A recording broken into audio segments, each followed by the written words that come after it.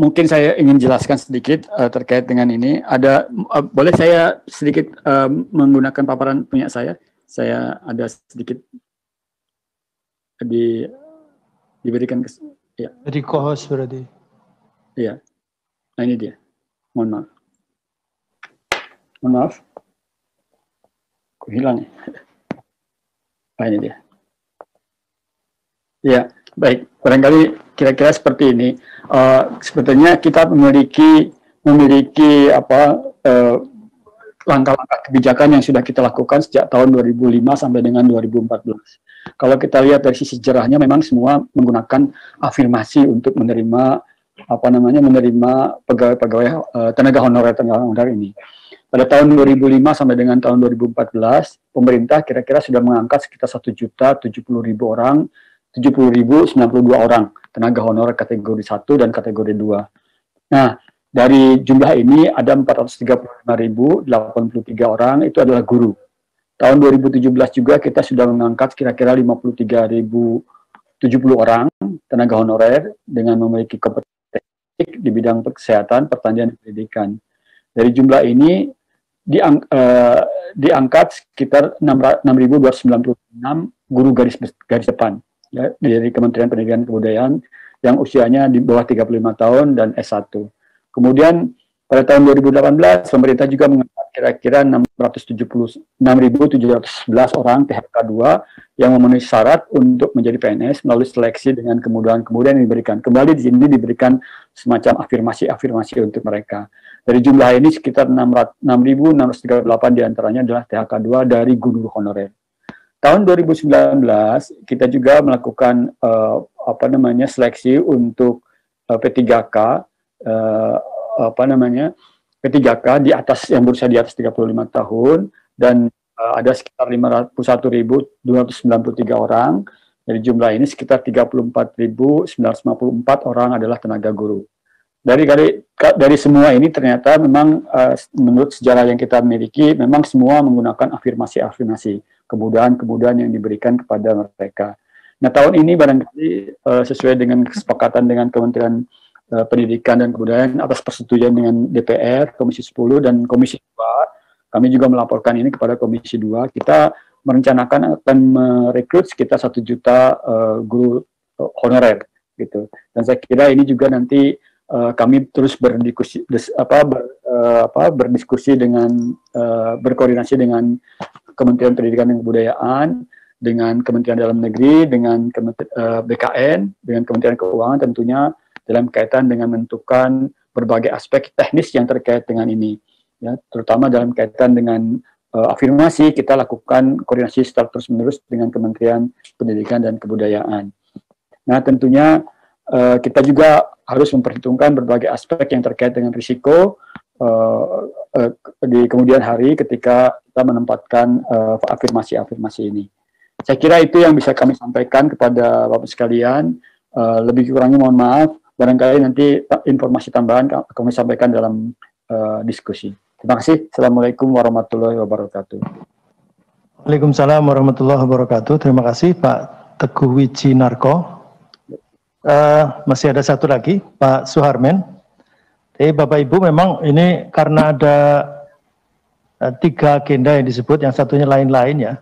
Mungkin agenda yang kedua dan ketiga ini banyak yang dijelaskan dan sepertinya sama dengan yang di Panja. Padahal ini Komisi 10, ini sebetulnya ini bukan dari sini Pak Ketua bahannya supaya nanti nggak mismatch di dalam menjelaskan. Silakan dijadikan co-host nih beliau Pak Harmen. Sudah Pak Ketua. Ya, mohon silakan. Sudah terlihat Pak Ketua. Sudah. Ya. Sudah Pak Harmen. Baik, terima kasih Pak. Bapak Ibu yang saya hormati, sebagaimana kemarin sebetulnya ini sudah kami sampaikan kemarin, ini adalah posisi jumlah pegawai negeri sipil kita pada saat ini. Jadi per 30 Desember tahun 2020, jumlahnya adalah 4.168.118 orang.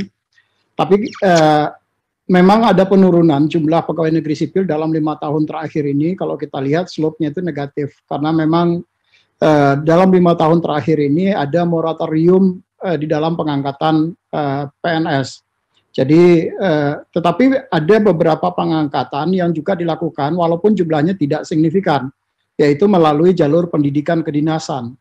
Nah, tapi jumlah ini tidak mampu menutup jumlah PNS yang memasuki batas usia pensiun.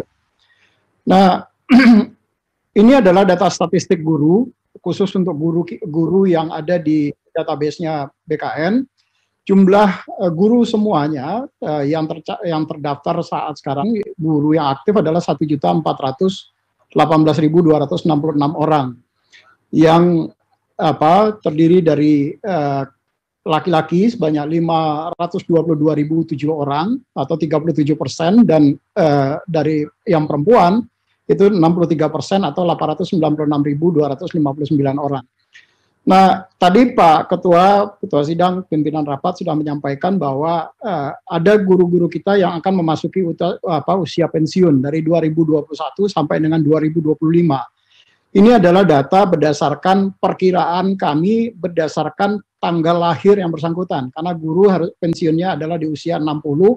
Jadi kalau usianya kami hitung 60, maka jumlah guru yang akan pensiun adalah untuk 2021 sebanyak 69.999, 2022 84.000, 2023 86.000, 2024 80.880, dan 2025 82.500. Itu untuk guru-guru yang ada di daerah.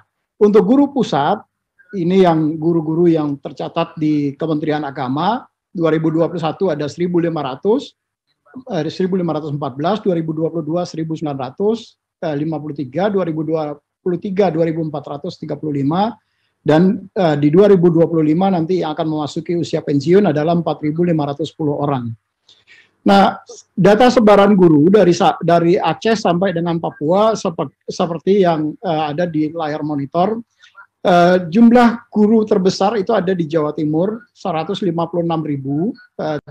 orang, kemudian diikuti dengan Jawa Barat dan Jawa Tengah. Jawa Barat 146.655 orang, dan Jawa Tengah 142.840. Tetapi ada guru-guru di wilayah-wilayah lainnya, termasuk di wilayah-wilayah yang kemarin juga sempat menguat, misalnya di Papua Barat, itu jumlahnya sangat kurang, yaitu 8.950 orang.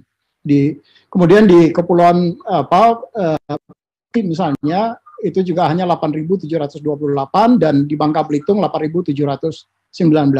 Jadi ada isu terkait juga dengan distribusi guru yang memang bagian besar ada di wilayah Jawa. Nah, bagaimana progres P3K, karena memang salah satu yang tadi disampaikan oleh Pak Fikri, pimpinan sidang, kami akan langsung masuk dengan progres penetapan nomor induk P3K tahap 1 kemarin.